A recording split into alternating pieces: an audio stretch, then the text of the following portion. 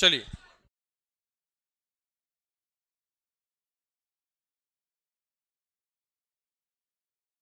चलो भाई, हम लोग कूलम्ब्स लॉ पढ़ रहे थे, है ना। उसमें मैंने सवाल करवाए थे आपको। मैंने आपको फोर्स का फॉर्मूला दे दिया था और कुछ क्वेश्चंस हम लोग बातचीत करने जा रहे हैं, ठीक है। आइए। अच्छा, एक बात बताइए, जैसे मैं आपसे पूछूं, एक ऐसा छोटा सा सवाल दे रहा हूं मैं आपको। ये हमारे पास एक स्क्वायर शेप का बॉडी है ना। और यहां पर एक चार्ज पार्टिकल है बेटा क्यू। और एक बात और, ये फिक्स है। ये कैसा है? फिक्स है। यहां पर एक चार्ज पार्टिकल है क्यू, ये भी फिक्स है। यहां पर एक चार्ज पार्टिकल है क्यू, ये भी फिक्स है। और यहां पर जो चार्ज पार्टिकल है क्यू, ये फ्री है, फ्री टू मूव। ये फ्री है, मूव कर सकता है ना, ये मूव कर सकता है। तो मैंने कहा कि ये स्क्वायर बेटा, यहां पर साइड लेंथ एल है, ये वाली साइड लेंथ भी एल है, साइड लेंथ एल है, साइड लेंथ एल है। जो बच्चे कल नहीं आए थे, मैं एक बार फटाफट रिवीजन के तौर पर ऐसे बता रहा हूं।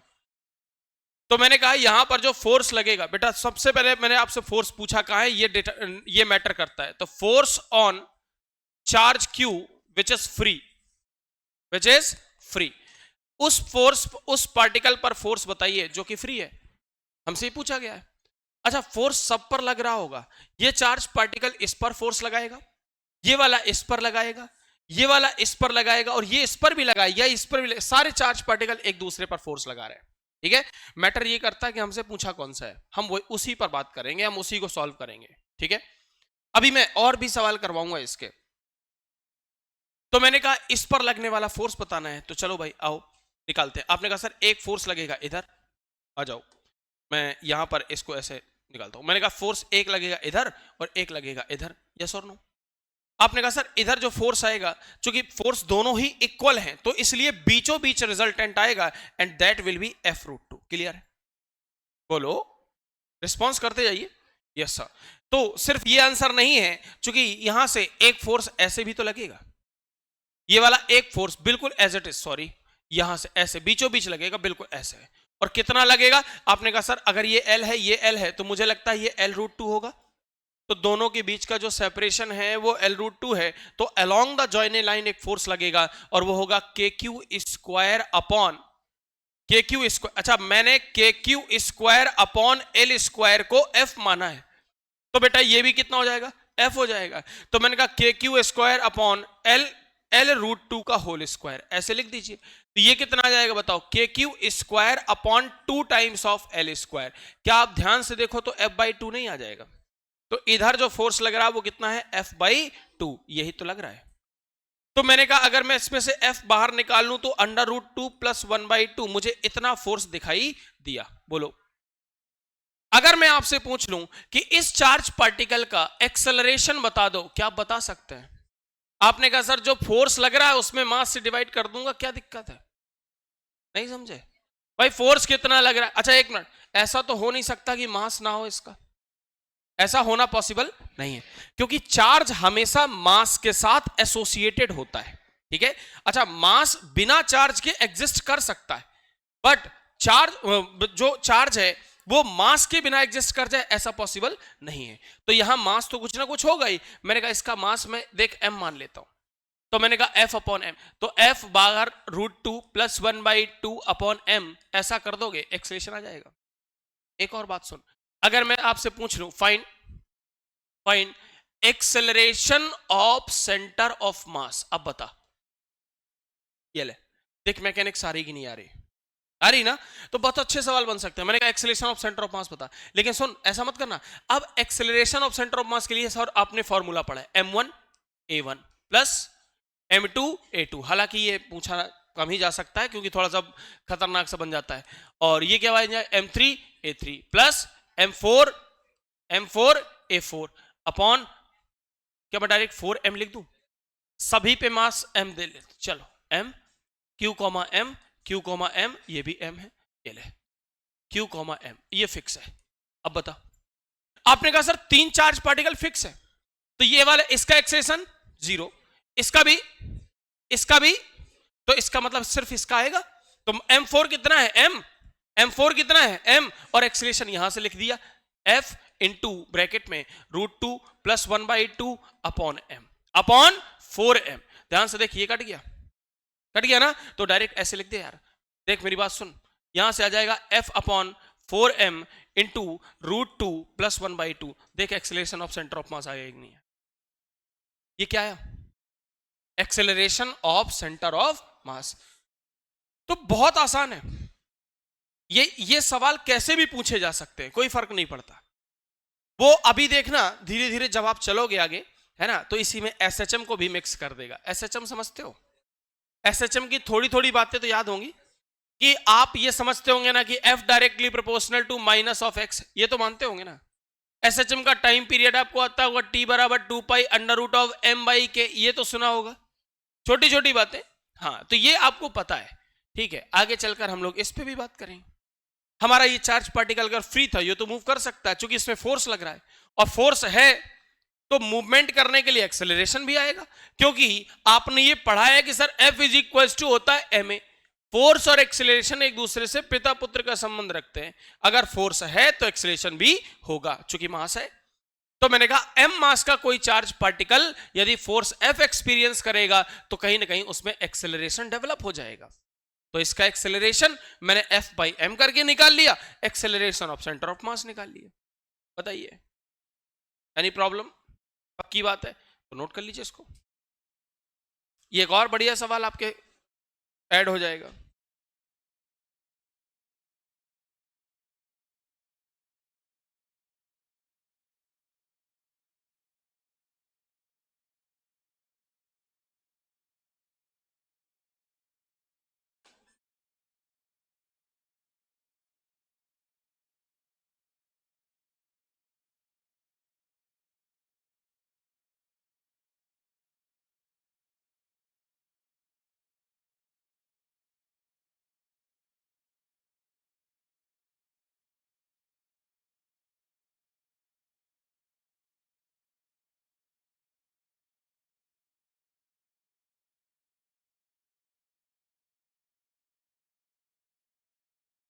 अरे पेन चलाते रहो, है ना, क्योंकि कूलम्स लॉ में सवालों की प्रैक्टिस थोड़ी ज्यादा करनी पड़ेगी। सवाल ज्यादा लगाने पड़ेंगे तब हमारा ये मामला सेट हो पाएगा।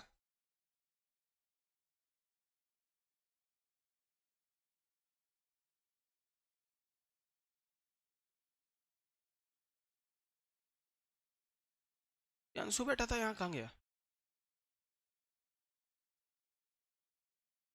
आया था ना अभी? आता है एक लड़का, दो बच्चे आते हैं रिपीट। अच्छा वो बाहर गए। देखिए फटाफट। अच्छा जो बच्चे कल मौजूद थे उनको यहां तक तो सेम लगा होगा, ये तो सेम बात है। हमने क्या किया, एक्सेलरेशन निकाला तो फोर्स में मास का डिवाइड कर दिया, एक नया एक्सेलरेशन आ गया। सर मेरे दिमाग में एक बात आ गई कि यार एक्सेलरेशन भी ऐसे भी तो निकाल सकता हूं, तो मैंने कहा सेंटर ऑफ मास निकाल दो, उसमें क्या है।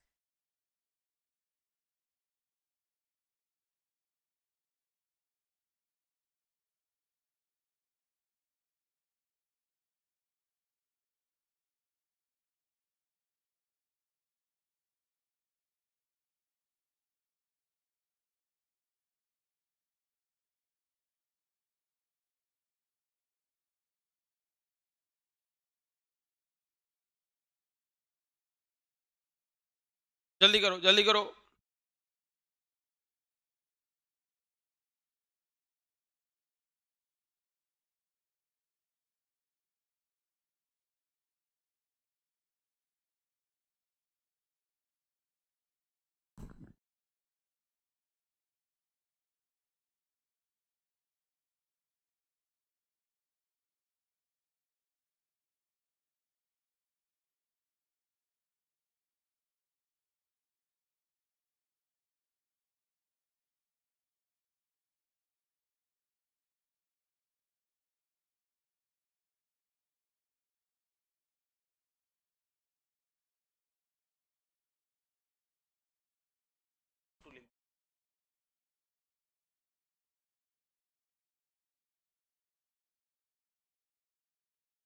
अब ठीक है, नहीं होगा, वो F/2 होगा भाई। यहाँ का F/2 और इधर का F√2, दोनों को हमने ऐड कर दिया। चलिए जल्दी चलिए। फटाफट नोट करो भाई।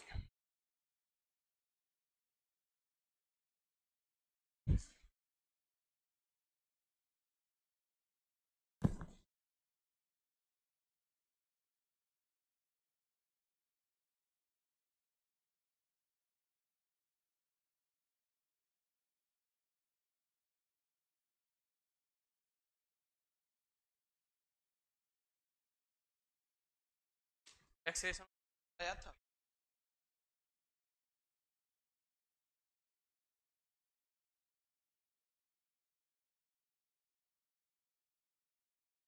बताना था।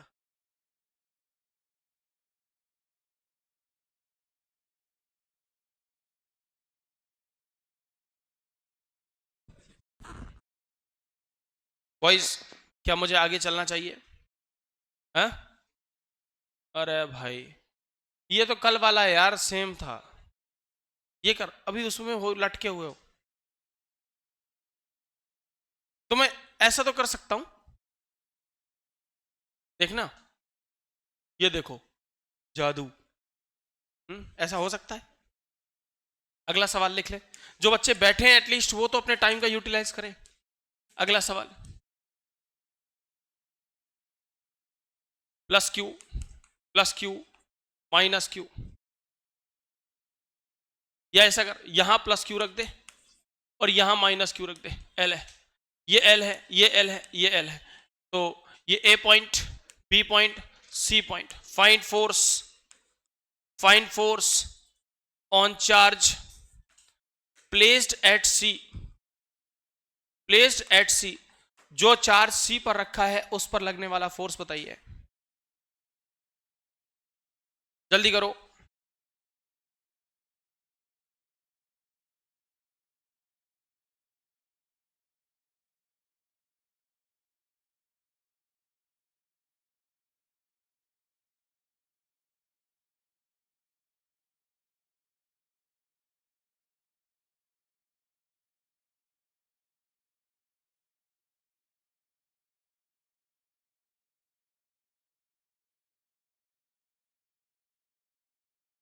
अब मुझे ऐसा लगता है कि आपके अंदर इतनी मैच्योरिटी तो होगी कि आप ये छोटे छोटे सवाल लगा सके।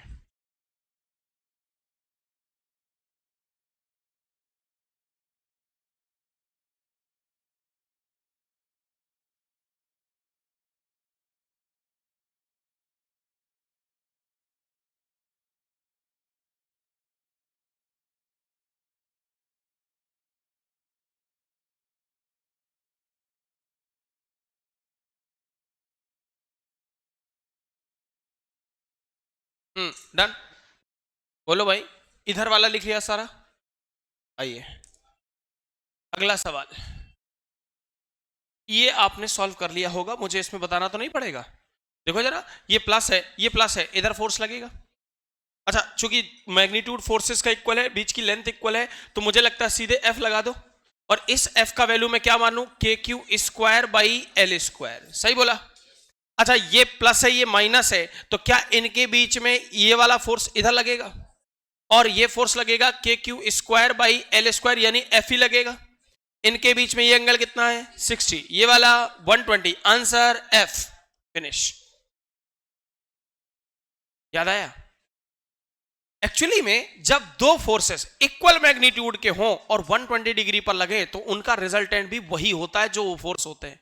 ये बताया था मैंने, है ना? याद, देखो रिजल्ट, वेक्टर के जो रिजल्ट मैंने कुछ कुछ याद करवाए थे वो यहां काम आएंगे, ठीक है? हाँ, तो ध्यान रखिएगा। अगर आपको नहीं लगता कि हम ऐसे नहीं समझ पा रहे, कोई बात नहीं, रिजल्टेंट का फॉर्मूला लगा लीजिए, under root of a square plus b square plus 2ab cos theta, यहां पे लगाओगे आंसर आ जाएगा। अगला सवाल,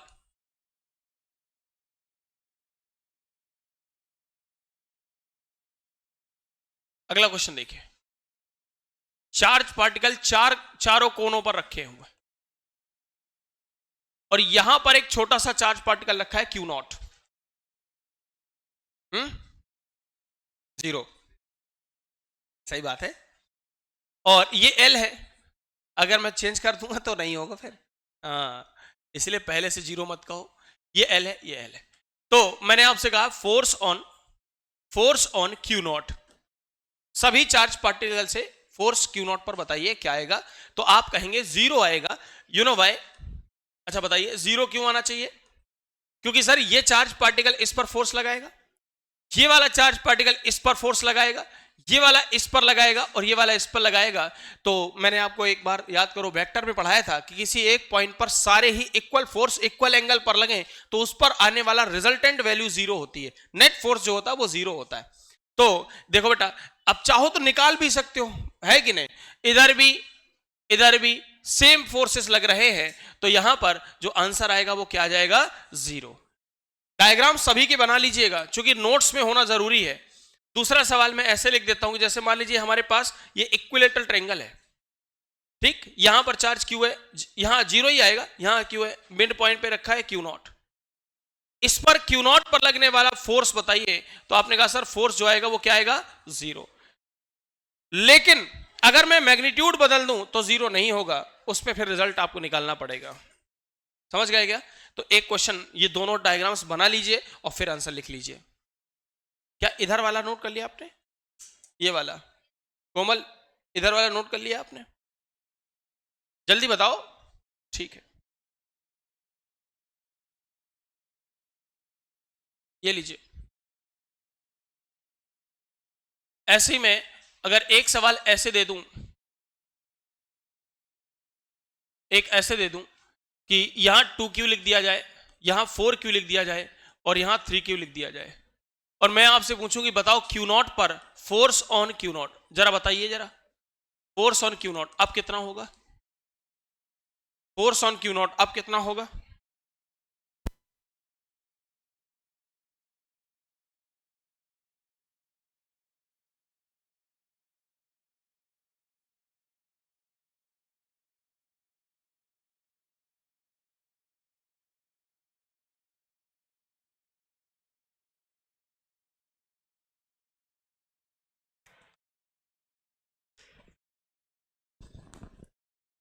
अच्छा बच्चों, इस पर जीरो क्यों होगा समझ गया है? यदि मन करे तो आप ऐसे बना सकते हो, एक फोर्स इधर, एक फोर्स इधर, एक फोर्स इधर। ध्यान से देखो, लेमीज थ्योरम दिख रही होगी, दिख रही है ना? सभी फोर्सेस के बीच में यहां 180, यहां भी 180, यहां भी 180, तो तीनों के बीच में 180 डिग्री का एंगल बनेगा, आपका आंसर आ जाएगा।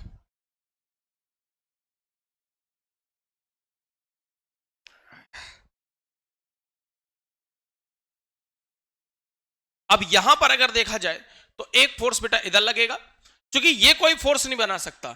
जो क्यू नॉट होता है ये, इसका नाम होता है बेटा टेस्ट चार्ज। क्या नाम होता है? Test charge. इसकी खुद की कोई औकात नहीं है, खुद की कोई वैल्यू नहीं है, ये सिर्फ फोर्स का एक्सपीरियंस करने आया है। तो यहां पर लगेगा फोर्स इधर, इधर फोर्स लगेगा यहां पर ऐसे, यहां पर एक फोर्स ऐसे लगेगा, यहां पर एक फोर्स ऐसे लगेगा। एक काम करो, इस पॉइंट पर फोर्सेस ऐसे बना लो, एक इधर बना लो, एक इधर बना लो, एक इधर बना लो, तो इन दोनों के बीच का एंगल 120 डिग्री होगा। बोलिए, तो इधर वाला फोर्स निकाल सकते हैं आप यहां से। ये वाली डिस्टेंस क्या होती है? L/√3। क्या होती है बताओ? L/√3 होती है, ध्यान रखिएगा। तो मैंने कहा कि यहां पर जो फोर्स आएगा वो आ जाएगा 2q into q nought upon L/√3 का स्क्वायर करोगे तो 3 चला जाएगा ऊपर, नीचे आ जाएगा L स्क्वायर। सही कहा? तो आंसर आ जाएगा 6 into q nought upon L square. Sorry, के भूल गया, के लिख दो, के क्यू स्क्वायर। तो अब एक काम कर ले, सुनो बेटा, इसको 6f लिख लूं क्या? इसको 6f लिख लूं? सही करा ना? देखो, के q into q not by l square को मैंने क्या लिख दिया है? एफ लिख दिया है, तो 6 इंटू एफ आ गया। बोलो ठीक है सर। अब इसी प्रकार से इसका सॉल्व करो, तो 4, मुझे लगता है कि ये 4f आ जाएगा क्या? नहीं आएगा, चलो चेक कर लेते हैं। 4 इंटू क्यू नॉट यहां पर, और अपॉन यहां इंटू के, और यहां पर आ जाएगा L/√3 का स्क्वायर, तो L स्क्वायर यहां आ जाएगा और इसमें 3 ऊपर चला जाएगा। तो मुझे लगता है कि ये 12f आएगा, ये 12f आएगा। और इसकी अगर बात करूं तो ये कितना आ रहा होगा? 9f आ जाएगा ये। तो बेटा इधर देखो, 9f 12f का रिजल्टेंट 120 डिग्री में आप निकाल सकते हैं, और वो किधर आएगा? आपने कहा ये 12 है, ये 9 है, ये इस डायरेक्शन में कुछ आएगा ऐसे। थोड़ा कैलकुलेशन लेंथी हो गया भाई साहब। है ना। और काश ऐसा हो जाता, सोचो कितना बढ़िया होता। काश ऐसा हो जाता कि ये बिल्कुल ये दोनों बराबर होते तो इनके बीचों बीच आ जाता ऐसे। अरे बोलो, नहीं समझे, नहीं आया ना है। अरे देखो जरा सी बात में कितना परेशान हो गए। रुक, पता क्या नहीं आया, एक आदमी बताओ। हाँ क्या करो, एल स्क्वायर कहां से हो जाएगा। देखो ये distance l by root three है, फॉर्मूले में रखोगे k q one q two by l square, तो एल की जगह एल बाई रूट थ्री का स्क्वायर करोगे तो ये हो जाएगा k q into q nought upon l square by three, three चला गया ऊपर तो three k q q not by l square. ये ऐसा हो रहा है, समझे हैं। तो बेटा देखो हमने के q into q nought upon l square को मान लिया कितना एफ, तो थ्री टू जा सिक्स यानी सिक्स एफ। नहीं समझे महिमा, समझ नहीं आया। अच्छा इसी प्रकार से मैंने इसके और इसके बीच का फोर्स निकाल लिया, फिर मैंने यहां से इसके बीच का फोर्स निकाल लिया और इस वाले फोर्स को ऐसे दिखा दिया, इस वाले फोर्स को ऐसे दिखा दिया यहां पर, और नीचे वाले फोर्स को ऐसे दिखा दिया यहां पर। ठीक, मैंने कहा ये एंगल 120 होता है, ये भी 120 होता है, ये भी 120 होता है। काश ऐसा हो जाता कि ये वाला फोर्स और ये वाला फोर्स इक्वल आ जाते तो इनका रिजल्टेंट बिल्कुल बीचों बीच आ जाता, लेकिन अभी ऐसा नहीं है। सुन लो मेरी बात को, अभी ऐसा नहीं है। अब रिजल्टेंट किसकी तरफ जाएगा, कल ही तो बताया था ये बात। रिजल्टेंट उसकी तरफ जाता है जो मैग्नीट्यूड वाइज बड़ा होता है। तो बताओ ये 9f है और ये 12f है, तो मुझे ऐसा लगता है कि रिजल्टेंट ऐसे जाना चाहिए। क्या आप रिजल्टेंट निकाल सकते हैं? थोड़ा कैलकुलेशन माना लेंदी होगा, बट आप हो तो ऐसे निकाल सकते हो। 9f का स्क्वायर प्लस 12f का square plus 2 times of 9f 12f, और साथ में क्या आ जाएगा बताओ, cos 120। क्या आप रिजल्टेंट निकाल सकते हो? यहां से रिजल्टेंट आ जाएगा तो यहां पर आ गया बेटा रिजल्टेंट आर वेक्टर, तो रिजल्टेंट का इस वैल्यू के साथ बनने वाला एंगल थीटा भी निकाल सकते हो। टेन थीटा होता है, याद है आपको, टेन थीटा लगा सकते हो। यहां से टेन थीटा निकल आएगा, ये वाला एंगल 120 है ही, फिर इनके बीच का रिजल्टेंट निकलेगा, तब नेट फोर्स आएगा। बहुत कैलकुलेशन लेंदी हो जाएगी। मेरा पर्पज आपसे कैलकुलेशन करवाना नहीं है, हैं? वैष्णो मुंह मत बनाओ, कैलकुलेशन तो करनी पड़ेगी ना, भाग थोड़ी सकते हो। हाँ उसको लग रहा ये क्या हो रहा है, अजीब सी तो अजीब सी है तो है, कैलकुलेशन अजीब ही होती है, आसान थोड़ी होती है, मजा थोड़ी आता है उसको करने में। सुनो मेरा पर्पज ये सिखाना नहीं है, मैं कैलकुलेशन नहीं करवाना चाहता हूं यार।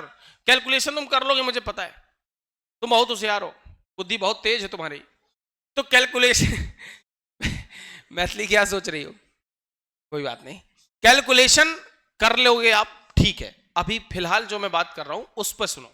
मैंने आपको यह बताने का प्रयास किया कि अगर यहां क्यू यहां क्यू यहां क्यू और यहां क्यू नॉट होगा तो जो आंसर आएगा वो जीरो आ जाएगा, आंसर आएगा वो जीरो। जीरो कैसे आता मालूम, देख जरा सुन, ये एफ आएगा, ये एफ आएगा, ये वाला भी, अरे बोलो, इन दोनों के बीच का एंगल, तो अगर इक्वल फोर्स होते हैं तो एंगल 120 होता है, तो बराबर फोर्स का एफ ही तो आता है।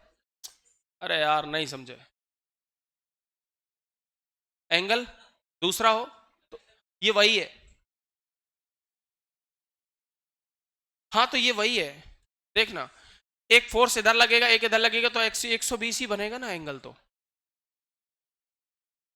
हाँ चार्ज सेम रहा, कैसे हो सकता है? आप मुझे कोई कंडीशन तो बताओ भाई। एक बात बताओ, फोर्स हमेशा, अंश बोलो नहीं, फोर्स हमेशा अलोंग द जॉइनिंग लाइन लग सकता है? ये ऐसे यूं लगेगा, देख जरा सुन, ऐसे ही तो लगेगा, ऐसे, और चेक कर, ऐसे ये वाला लगेगा, ये वाला फोर्स ऐसे लगेगा, अरे बोलो, तो ये वाला एंगल 120 ही तो आएगा, ये 120 आएगा तिवारी, समझ।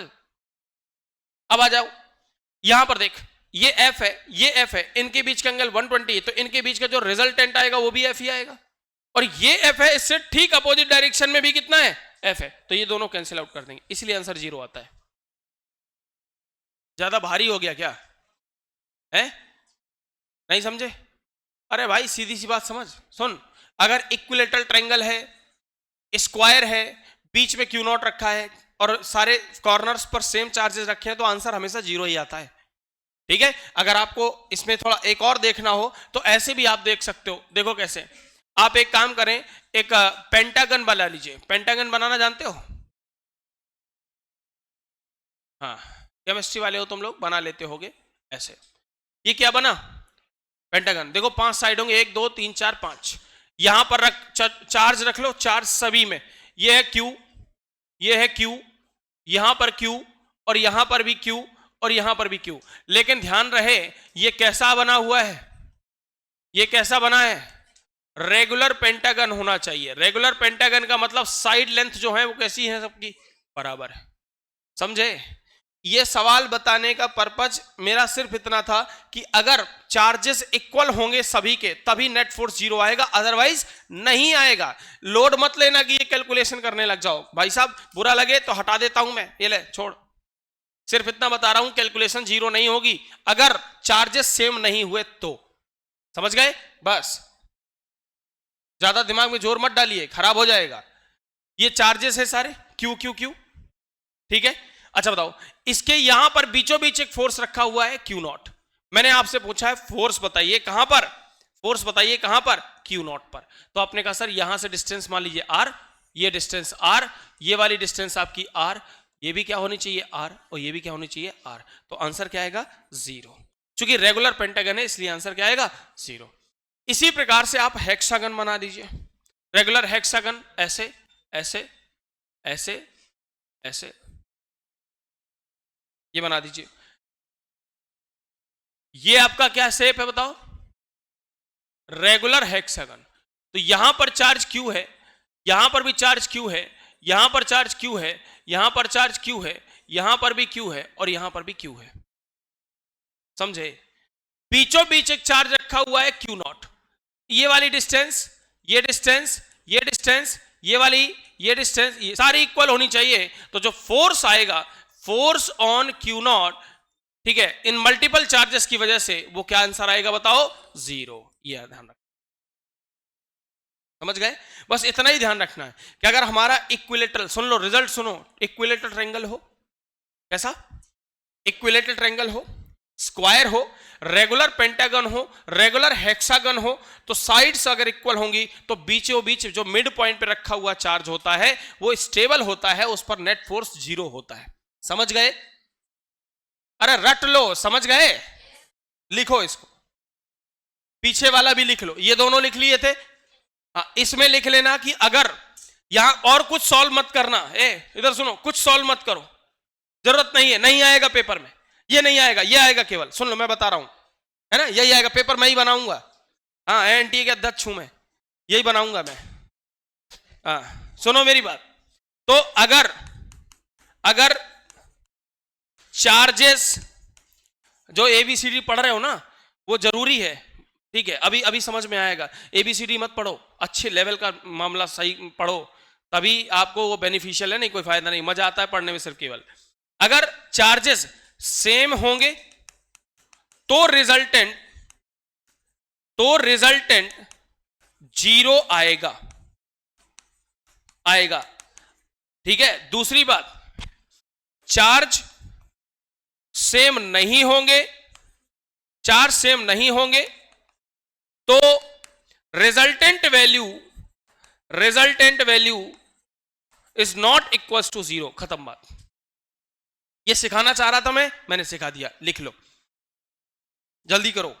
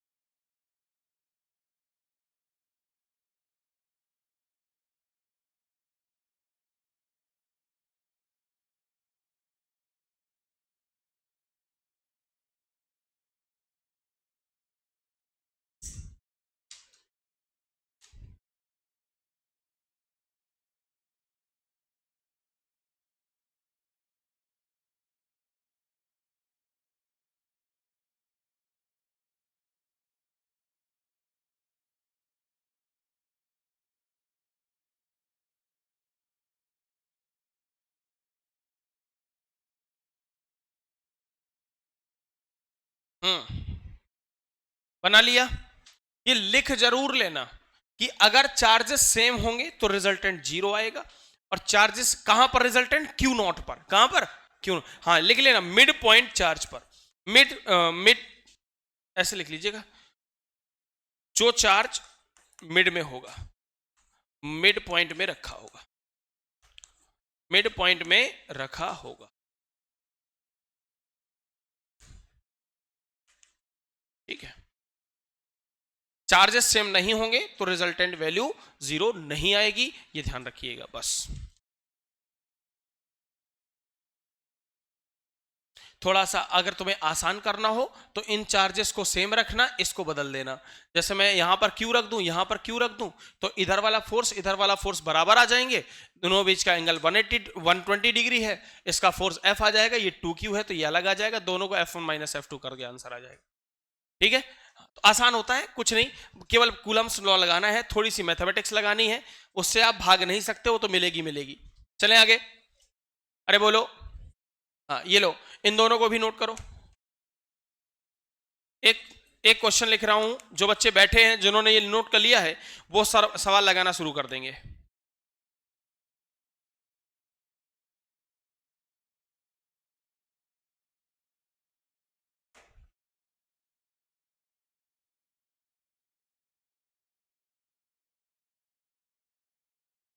रेगुलर हेक्सागन है,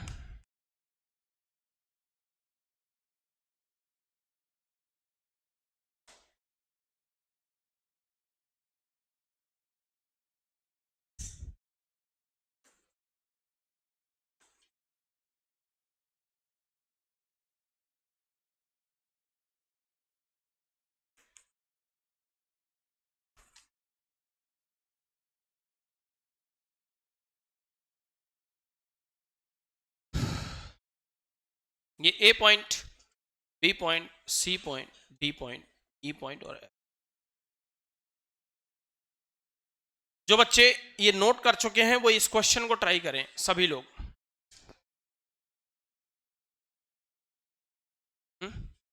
चेक करो एक बार और अच्छे से देखो।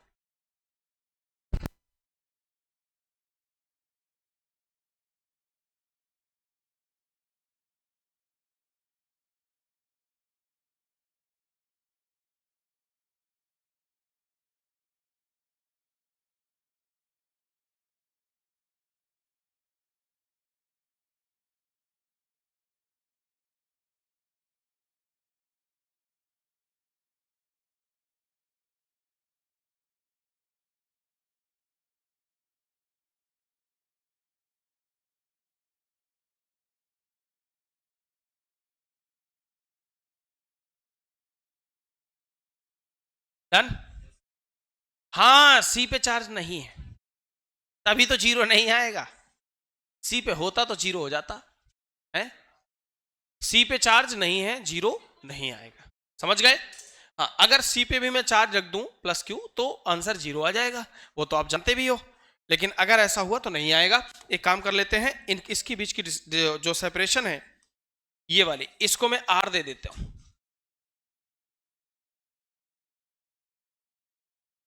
तो बच्चों जब भी कभी ऐसा कुछ आंसर निकालना हो आपको, इस तरह का क्वेश्चन आए तो क्या करना है सुन लो। क्या आपने ये नोट कर लिया, जल्दी बोलो, अरे बोलो भाई। तो क्या करना है, इसमें प्लस क्यू और माइनस क्यू का एक पेयर मान लीजिए, मान लिया, प्लस क्यू और माइनस क्यू का एक क्या क्या मान लें, पेयर मान लें। तो अब अगर ध्यान से देखोगे तो ये पूरा सिस्टम, इसको गौर करो, इसको, अब आंसर 0 है, देखो देखो देखो, अब आंसर 0 है। तो प्लस क्यू वाला 0 है ना, माइनस क्यू वाला कहां जाएगा, ऐसे मत करना कि बस केवल प्लस क्यू उठाकर रख दो, तो कहां से आया। अरे आपने मैथमेटिक्स में नहीं ऐसा करते थे, कुछ जोड़ दो कुछ घटा दो, है, जितना ऊपर मल्टीप्लाई कर दो उतना नीचे मल्टीप्लाई कर दो, बात बराबर है। तो हमने एक प्लस क्यू ले लिया, एक माइनस क्यू ले लिया, अरे बोलो। तो प्लस क्यू की वजह से तो फोर्स 0 हो गया, लेकिन माइनस क्यू तो बचेगा, माइनस क्यू बचेगा तो इनके बीच में अट्रैक्शन फोर्स लगेगा इस डायरेक्शन में, और कितना लगेगा, K q not by R square, तो लिख देना towards point C, towards point C, C की तरफ फोर्स लगेगा और कितना लगेगा, K q q not by are square, इतना लगेगा। नहीं समझे? सुनो, स्टार बना लेना, ये आपको फिर से मिलेगा। और कहां मिलेगा, याद दिलाऊंगा, याद दिलाऊंगा आपको। जब इलेक्ट्रिक फील्ड पढ़ेंगे वायर की वजह से, तो वहां फिर से मिलेगा। बच्चों, क्या ये बात समझ में आई? हमने प्लस क्यू माइनस क्यू का पेयर कंसीडर किया है ना, एक न्यूट्रल वैल्यू कंसीडर करी। प्लस माइनस तो न्यूट्रल ही होता है, तो प्लस माइनस को कंसीडर किया, प्लस वाले के साथ गए तो रिजल्टेंट जीरो आया, लेकिन नेगेटिव साइड के वाले के साथ बात करूंगा तो रिजल्टेंट जीरो नहीं आएगा। That's all.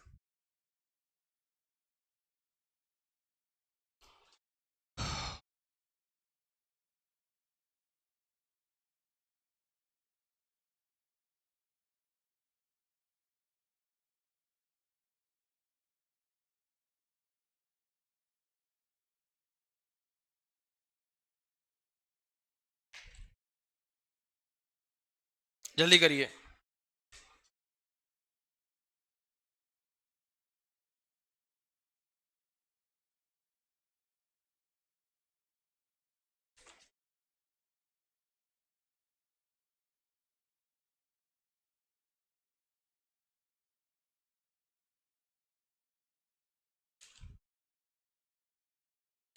Hello, done?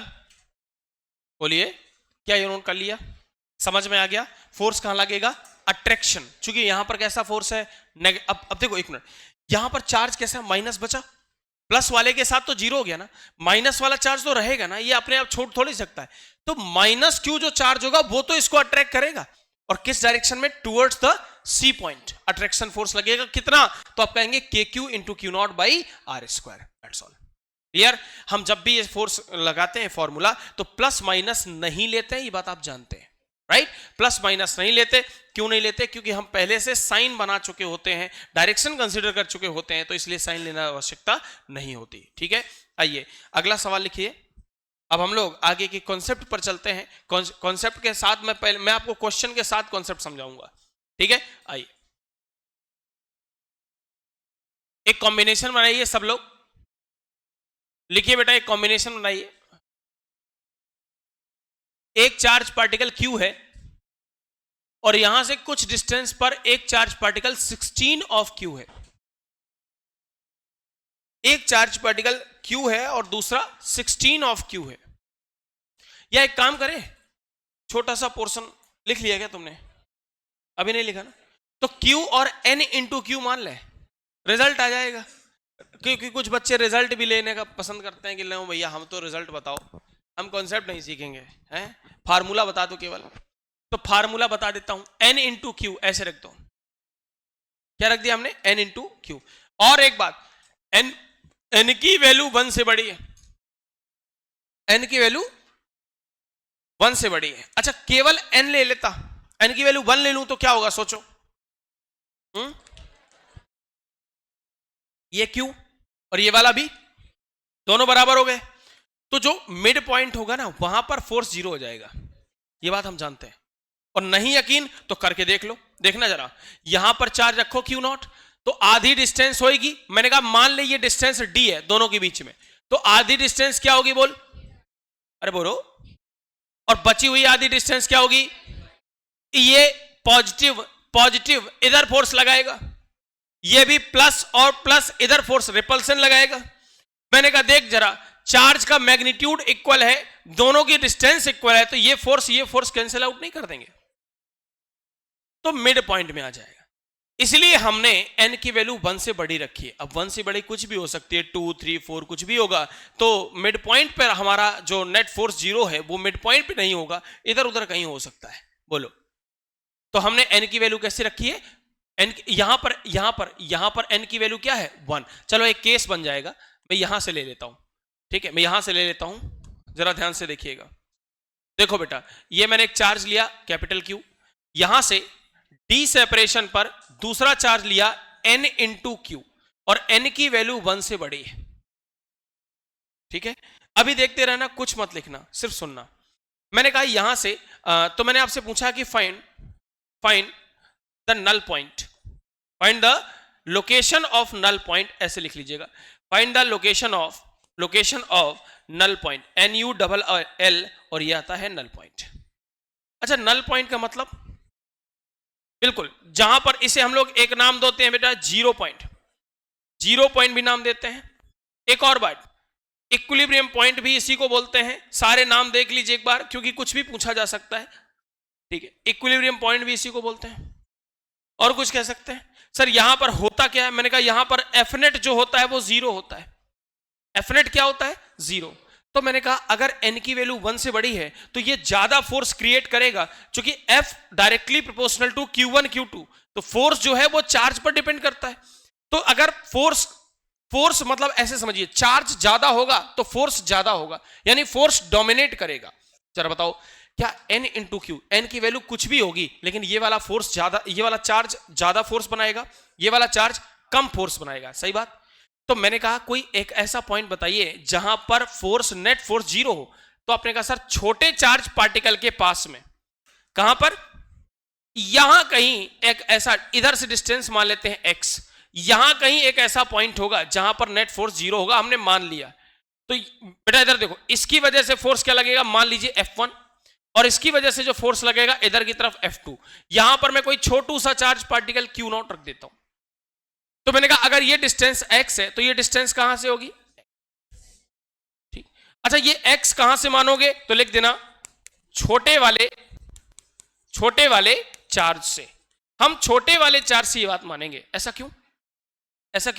क्योंकि आपने पढ़ा है ना कि सर अगर ये वाला फोर्स ज्यादा बनाएगा तो ये ज्यादा इफेक्ट क्रिएट कर पाएगा, तो ये डिस्टेंस ज्यादा होगी तो फोर्स की वैल्यू कम आ जाएगी, तो x जो होगा वो इसको लगभग बैलेंस कर पाएगा, समझे भाई। अगर मैं इस चार्ज को बीचों बीच रखूं और ये वैल्यू बड़ी होगी तो ये इसको कैंसिल आउट नहीं कर पाएगा ना, और कैंसिल आउट ही तो करवाना है भाई। कैंसिल आउट नहीं कर पाएगा तो नल पॉइंट कैसे बनेगा?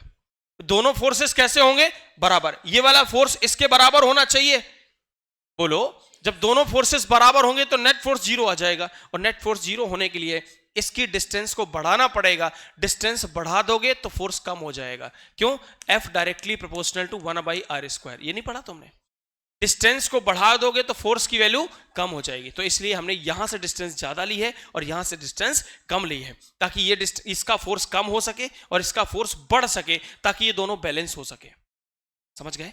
तो मैंने आपसे कहा फॉर नल पॉइंट की कैलकुलेशन के लिए मुझे F1 बराबर F2 करना पड़ेगा। तो क्या करूंगा? मैंने कहा सुन, K capital Q into small Q0 upon x²।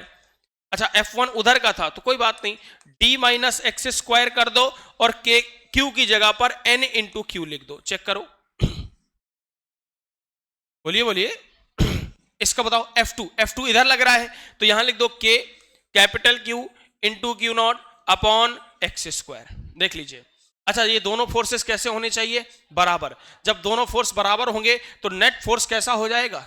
आपने कहा इस पॉइंट पर Fnet कैसा हो जाएगा? जीरो। और इसके होने के लिए F1 F2 कैसे होने चाहिए? बराबर। तो वही तो किया हमने।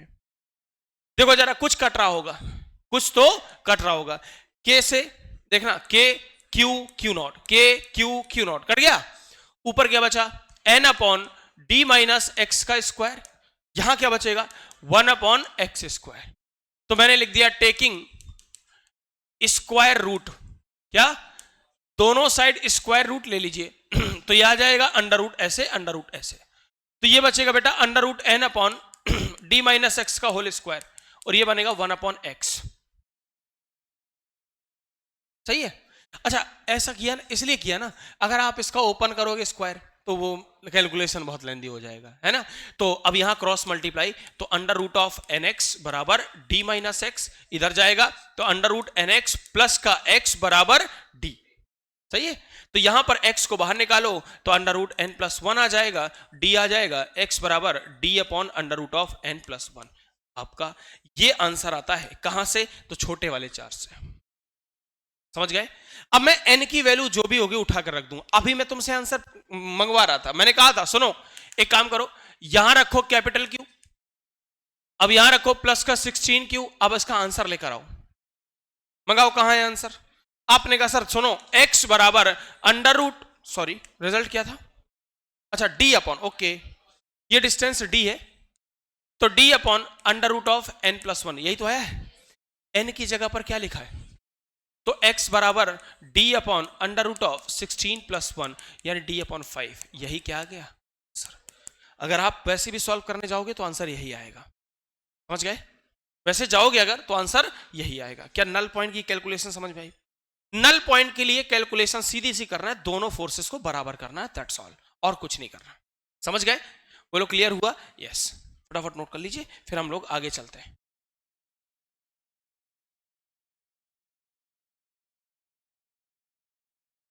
जल्दी कर लो बेटा।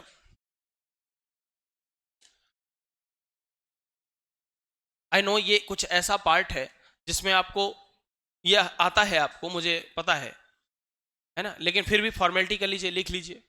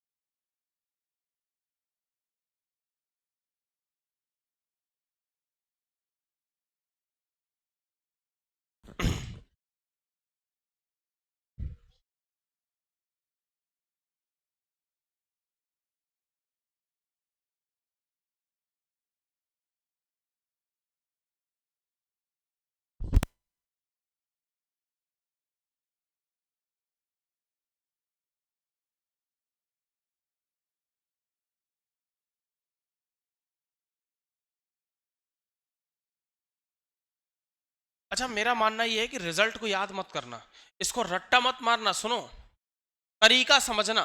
जो मैंने ये मेथड लगाया है ना, ये दोनों फोर्सेस को इक्वल करके कैलकुलेशन करके, ये ज्यादा इफेक्टिव है ना, तो रटना मत इसको, रटने बैठ जाओगे तो कैलकुलेशन कहीं ना कहीं गड़बड़ कर दोगे।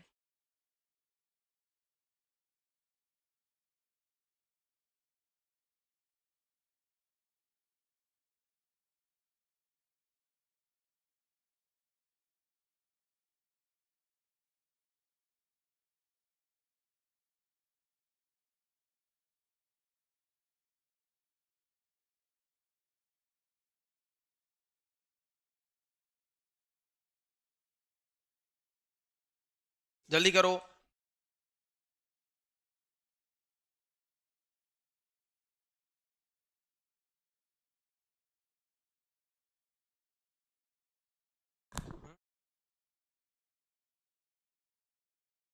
थोड़ा भारी हो जाता,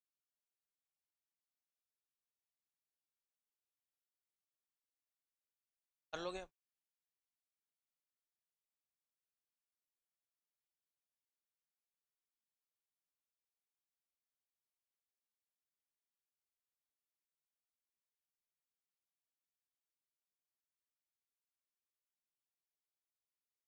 चले आगे, जल्दी बोलो।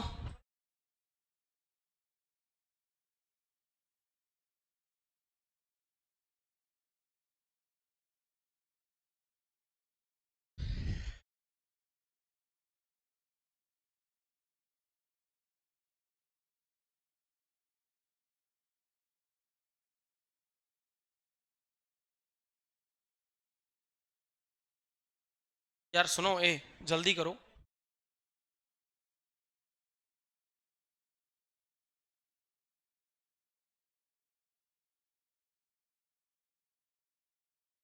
अगर आपने फॉर्मूला रट के बैठ लिया ना, x बराबर डी अपॉन रूट n+1, तो एक ही टाइप का सवाल लगा पाओगे, समझे? और तरीका समझ लिया तो हर टाइप का सवाल लग जाएगा। क्या कहते हो? चलो, क्या मुझे पेज चेंज करना चाहिए? बहुत आइडियली नोट कर रहे हो तुम लोग, बहुत मन से नोट कर रहे हैं। हमारा मन लगा है, धीरे धीरे लिखेंगे, रिलैक्स। हाँ वही तो, कुछ नहीं पढ़ा है अभी।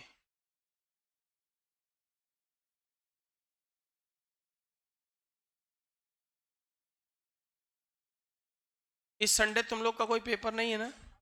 क्यों, स्टॉर्म वालों तुम लोग का भी नहीं है? कितने टाइम? 8 से 10? अच्छा है, अब ऐसे ही करेंगे हम भी। आदित्य सर से बात करते हैं, उनसे कहेंगे क्लास थोड़ी सी आगे कर दो, 9 से 11 कर दो। हाँ, क्योंकि हम 11 बजे से पहले फ्री नहीं हो पाते ना, संडे को मैच रहता है मेरा।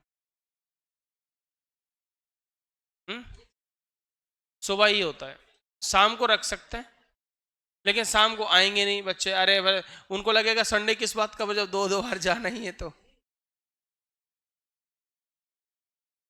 देखते हैं, ऑनलाइन रख दे, रहने दे रहने दे, अरे रहने दे रहने दे, बस बस बस मजाक कर रहा था मैं। पेज चेंज करूं? बोलो बोलो। चलो आइए।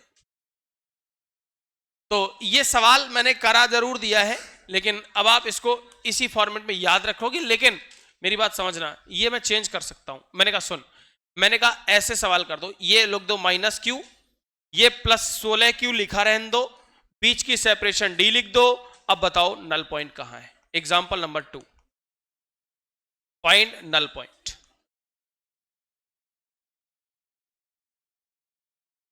Find null point. तो आपने कहा सर हम अब रिजल्ट नहीं रटेंगे, हम क्या करेंगे जरा समझो। ए बेटा सुनो, हमने कहा अगर मैं यहां पर कहीं कोई क्यू नॉट रखता हूं तो ये इसकी वजह से अट्रैक्शन फील करेगा इधर, और इसकी वजह से रिपल्सन फील करेगा इधर। क्या नेट फोर्स 0 हो सकता है? पॉसिबल ही नहीं है यार। अरे बोलो भाई, दो फोर्स, एक इधर और एक इधर, दो फोर्स एटलीस्ट अपोजिट तो होने चाहिए, तभी तो नेट फोर्स 0 होगा। तो यहां पर दोनों फोर्स सेम डायरेक्शन में काम कर रहे हैं, इसलिए नहीं हो पाएगा, है कि नहीं बोलो? तो मैंने कहा यहां पर नेट फोर्स होगा ही नहीं, 0। क्या करें फिर? हमने कहा एक काम करो सर, एक काम करो, इधर कहीं रखो। तो मैंने कहा आओ चेक कर लेते हैं, यहां पर कहीं अगर मैं क्यू नॉट रखूं तो ये देखो नेगेटिव फोर्स है, तो ये अपने ये माइनस प्लस का कॉम्बिनेशन जो होगा वो आपको अट्रैक्शन फील करवाएगा, और ये प्लस वाला है तो ये इसको रिपल करेगा इस डायरेक्शन में। तो ये दोनों अब इक्वल हो सकते हैं। तो मैं काम करता हूं कि ये वाली डिस्टेंस x मान लूंगा, और ये वाली डिस्टेंस आपकी d प्लस एक्स हो जाएगी। क्या आप इस बात को मानते हैं? तो मैं, बहुत सीधा सा कॉन्सेप्ट है सर, ये वाला फोर्स लगेगा, ये वाला फोर्स लगेगा F1, ये वाला मान लीजिए F2, दोनों को बराबर कर दीजिए, खत्म बात। तो रिजल्ट नहीं रटना, मैं पहले भी बता दे रहा हूं। अगर रिजल्ट तुम्हें याद रहता है, सवाल आप डायरेक्ट कर सकते हो, तो वेल एंड गुड। नहीं, मैं तो कहता हूं रटो, क्यों रट रहे हो? हम अगर तुम्हें रटवा रहे हो कि नहीं लिख लो रट लो तो अलग बात है, हम पूरा बता रहे हैं ना, तो सीखो, सीख सकते हो, प्रयास कीजिए, कोशिश तो कर ही सकते हो। तो F1 बराबर क्या आ जाएगा? F2। दिया जाएगा K capital Q into 16 capital Q। जरा ध्यान से देखना कि यह आएगा छोटा सा Q नॉट अपॉन, इसका देखूंगा तो D प्लस एक्स का होल स्क्वायर करना पड़ेगा, और यहां पर K Q नॉट इंटू छोटा वाला Q रखूंगा तो एक्स स्क्वायर करना पड़ेगा। खत्म हो गया सॉल्व, काटा पीटी, ये खत्म खत्म। क्या आएगा बोलो? 16 अपॉन डी प्लस एक्स का स्क्वायर बराबर 1/x²। क्या करें? रूट ले लें। क्या करें? रूट ले लें। तो क्या आएगा बोल? 4 अपॉन डी प्लस एक्स बराबर 1 अपॉन एक्स। क्या आएगा बता? 4x बराबर 4x डी प्लस एक्स, तो यह आ जाएगा 3x बराबर डी, यानी x बराबर आ जाएगा d/3। छोटे वाले से यहां से आ जाएगा, कितनी डिस्टेंस आएगी? d/3। और अगर बड़े वाले से पूछूं तो d प्लस एक्स लिखा था मैंने, तो d प्लस d/3 यानी आ जाएगा 4d/3। ये बड़े वाले चार्ज से, बड़े वाले चार्ज से, और ये कहां से आया है? ये कहां से आया है? छोटे, अरे छोटे वाले चार्ज से।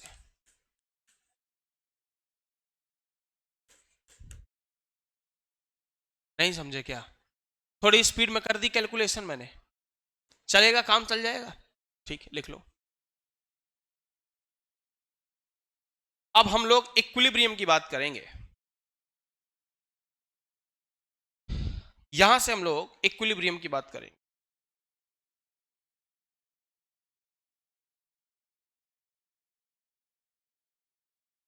गरिमा तुम कल आई थी, क्यों? तबीयत सही नहीं थी? थोड़ी बहुत तबीयत खराब होती है, घर में बैठ जाते हो?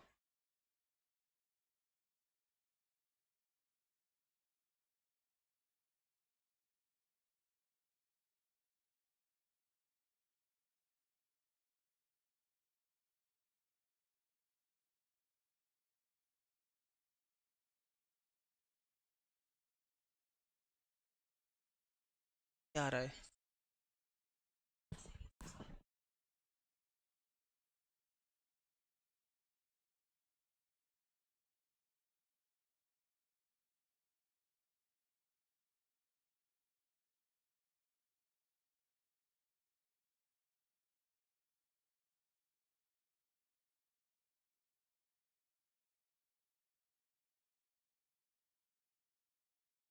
अरे वो ले लेना, coordinate plus minus, right left. चले, अरे बोलो भाई, जल्दी करो, नोट कर लिया? अभी भी देख देख के लिख रहे हो? कितने भोले हो तुम लोग।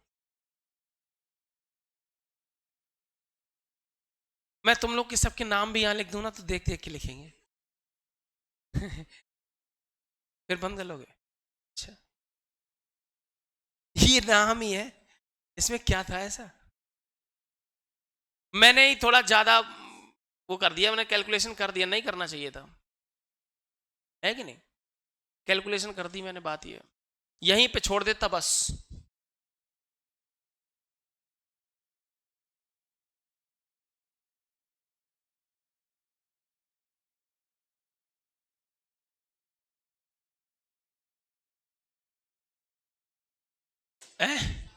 ज्यादा हो गया क्या?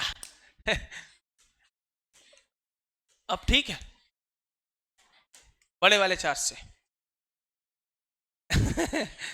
अच्छा, हिंदी में भी दिक्कत है, अंग्रेजी में भी दिक्कत है, राइटिंग में ही दिक्कत है, ऐसा है, बात यह है। चलो आगे बढ़े, बोलिए बोलिए। अब तो लिख गया होगा, क्यों? इधर लड़की लिख गया। नेक्स्ट सवाल। ए बेटा सुनो, ये तुम्हारे लिए।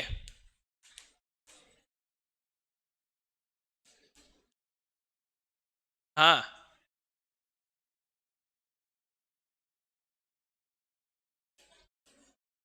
अब ये मत कर देना, हमें नहीं चाहिए।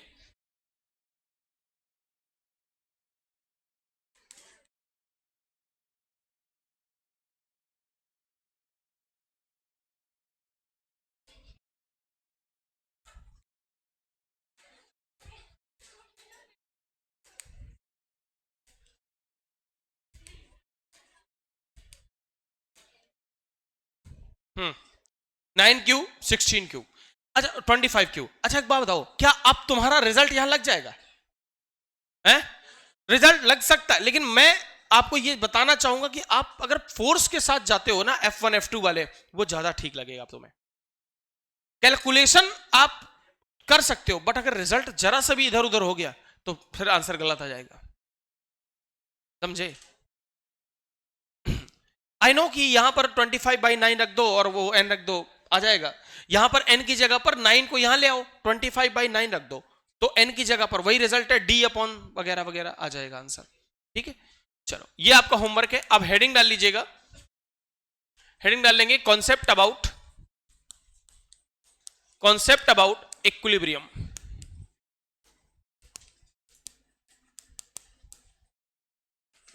Concept about equilibrium. और बच्चों इक्विलिब्रियम 3 टाइप के होते हैं। पहला स्टेबल। अच्छा, इक्विलिब्रियम का मतलब ही क्या होता है? F net is equal to 0। क्यों भाई? हाँ वेरी गुड, तुम तो जानते हो ना ये बातें, इक्विलिब्रियम तो पढ़ा है मैंने। एनएलएम में भी पढ़ा है, याद करो, और रोटेशन में भी पढ़ा है इक्विलिब्रियम, दो बार पढ़ा है। क्या कह रही हो? हाँ तुम लोग पढ़ रहे हो, अभी चल ही रहा है। तो इक्विलिब्रियम का सीधा सा मतलब होता है नेट फोर्स का जीरो होना। और इक्विलिब्रियम तीन टाइप के हैं, पेन चलाते रहिए। इक्विलिब्रियम तीन टाइप के, स्टेबल इक्विलिब्रियम, दूसरा अनस्टेबल इक्विलिब्रियम, तीसरा न्यूट्रल।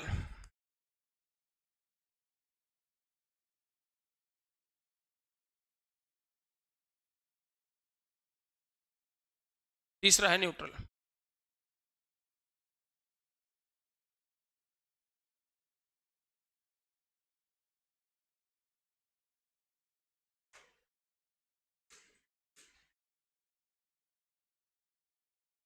ठीक, चलिए केस नंबर 1, बातें मत करो। अच्छा, मुझे अब ये तो नहीं बताना पड़ेगा ना स्टेबल क्या होता है, अनस्टेबल क्या होता है, न्यूट्रल क्या होता है? क्यों बताना पड़ेगा?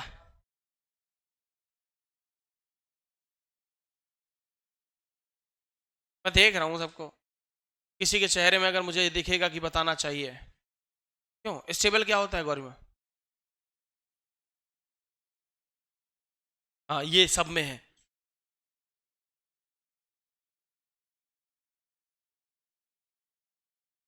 गायब हो गया। अंकित क्या होता है स्टेबल इक्विलिब्रियम? है तो तुम लोग ना, हमें लग रहा किसी ने लाठी चलवाओगे। तुम लोग पढ़ते लिखते नहीं हो कुछ भी।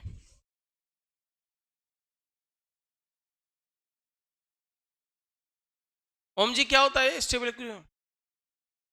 दोनों फोर्स इक्वल हो, कौन कौन से? अच्छा वो तो नेट फोर्स जीरो हुआ ना फिर तो वो तो सब में। अंतर क्या है तीनों में फिर? अरे यार ये कंडीशन है तुम्हारी है?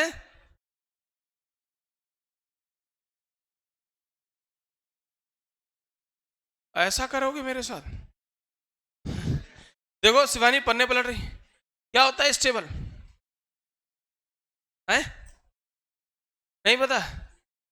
पता है, भूल गए हैं। हाँ रिवीजन, रिवीजन की कमी, समझ रहा हूं मैं। वैष्णव तुम बताओ। है हाँ स्टेबल बताओ। हम्म, बताइए बताइए।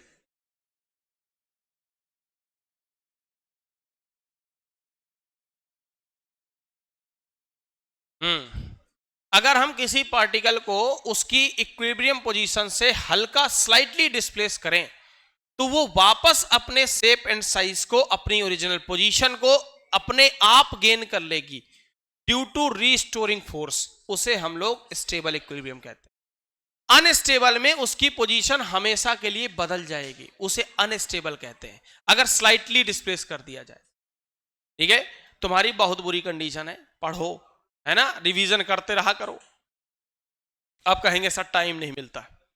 चलो कोई बात नहीं, आइए केस नंबर 1। केस नंबर 1 बेटा सुनो इधर, मैंने कहा है यहां पर बेटा देखो इधर, व्हेन, या छोड़ो डायरेक्ट फोटो बनाऊं चलेगा? अरे ये तो पॉजिटिव पॉजिटिव निगेटिव तो समझते हो ना, प्लस माइनस जानते हो ना, बस प्लस माइनस तो समझ ही जाओगे, लिखने की जरूरत तो है नहीं।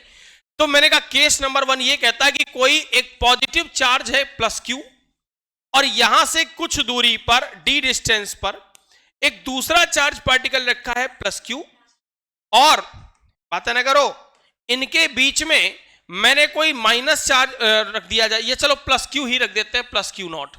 अब इस चार्ज के बारे में बात करते हैं कि ये, पहली बात तो ये समझ लीजिए ये इक्विलिब्रियम में तो है, ये कंफर्म है, ये हमने अभी अभी देखा है। देख जरा कहां देखा है, मैं आपको बता दूं, अभी अभी देखा था। ये देखो मैंने कहा था ना कि इधर रखोगे तो यहां फोर्स, इक्विलिब्रियम तो मेंटेन्ड है, कंफर्म, इक्विलिब्रियम तो मेंटेन्ड है। अब सर समझना क्या है, ये स्टेबल में है कि अनस्टेबल में है, ये समझना है मुझे। समझ गए? आओ चेक करते हैं। तो क्या तुमने सब कुछ नोट कर लिया? तो मैं इसको थोड़ा सा इधर करता हूं ताकि मुझे जगह मिल जाएगी, ठीक है। ऐसे आइए, ये लो, अब आओ। तो जरा ध्यान से देखना, हमने कहा इस चार्ज पार्टिकल पर लगने वाला फोर्स, ये पॉजिटिव ये रिपेल करेगा इस डायरेक्शन में, ये पॉजिटिव रिपेल करेगा इस डायरेक्शन में। क्या आप इस बात से सेटिस्फाइड है? मैं जो बता रहा हूं सिर्फ उतना सुनना, ठीक है। जैसे जैसे आगे चलते जाएंगे कंसेप्ट क्लियर होता जाएगा, ठीक है। कुछ रिजल्ट निकलेगा मैं वो बता दूंगा, जब तुम्हें कुछ समझना है तो रिजल्ट रट लेना, ठीक है। वैसे मैं उम्मीद है कि समझा पाऊंगा आपको, ठीक है। मुझे इतना तो कॉन्फिडेंस है तुम्हारे ऊपर। तो इधर फोर्स F1 इधर फोर्स F2। सर एक बात तो कंफर्म हुई कि नेट फोर्स कैसा है बताओ, 0 कंफर्म है। अब एक काम करो, इसको धक्का दो हल्का सा, इसको स्लाइटली डिस्प्लेस करो फ्रॉम इट्स इक्विलिब्रियम पोजीशन। हमने इसको स्लाइटली धक्का दिया, इस छोटे से चार्ज पार्टिकल Q0 को मैंने धक्का देना शुरू किया। मैंने कहा चलो एक काम करो, इधर धक्का दो, ये लो ऐसे x डिस्प्लेस किया तो क्या लगता है कि अब ये वाली डिस्टेंस बेटा d माइनस एक्स हो जाएगी और ये वाली डिस्टेंस जो होगी वो d प्लस एक्स हो जाएगी। यस और नो? धक्का दिया कैसा है सुन लो, इधर इस बार मैंने धक्का दिया अलोंग द जॉइनिंग लाइन। सुन लीजिए कैसा धक्का दिया है, अलोंग द जॉइनिंग लाइन, मतलब इसी डायरेक्शन में, यूं ऐसे धक्का दे दो या इसको ऐसे धक्का दे दो। नहीं समझे? अरे बोलो। तो हमने अलोंग द जॉइनिंग लाइन धक्का दिया। जैसे ही धक्का दोगे तो मैंने अभी आपको एक फॉर्मूला पढ़ाया था कि F directly proportional to 1/r²। अरे बोल, कूलम्ब्स लॉ का फॉर्मूला है ये। मैंने कहा आपसे कि अगर डिस्टेंस कम हो जाएगी तो फोर्स का वैल्यू बढ़ जाएगा, और डिस्टेंस की वैल्यू बढ़ गई तो फोर्स की वैल्यू जो होगी वो कम हो जाएगी। यस और नो? तो आपने कहा सर जैसे ही मैं धक्का दूंगा तो इधर वाला जो यहां का जो फोर्स लग रहा था F1, इसकी डिस्टेंस अब कम हो जाएगी, ये बड़ा हो जाएगा, और इधर जो फोर्स लग रहा था F2, इसकी वजह से वो उसकी डिस्टेंस बढ़ जाएगी, तो ये कम हो जाएगा, ये वाला ज्यादा हो जाएगा। नहीं समझे?